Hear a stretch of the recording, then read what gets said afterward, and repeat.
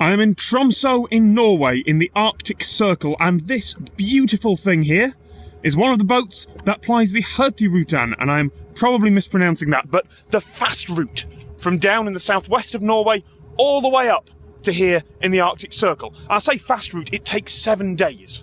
But here is something you might not know. This is an excellent example of slow television, something that the NRK, the national broadcaster, the equivalent of the BBC or PBS, excels at.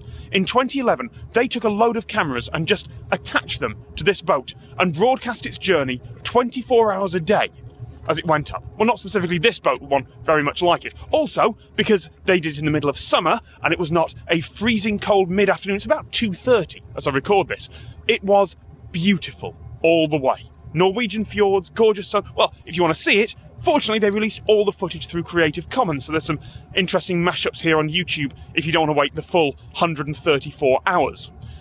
But people did. Here's the strange thing. People did watch this, maybe just for a few minutes, maybe for a few hours. Maybe they just kept it on the television all the time, in the same way as they kept on the train that stayed for 24 hours through Norway, or the log fire that simply burned. Slow television is an antidote to the reality TV show and the fast-cut editing of today. And is it massively popular? Well, no, of course not. That's why you're watching 2-minute videos on YouTube rather than 134 hours of footage of a boat.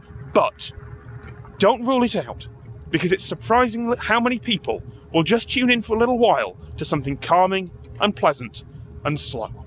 And that is something you might not have known.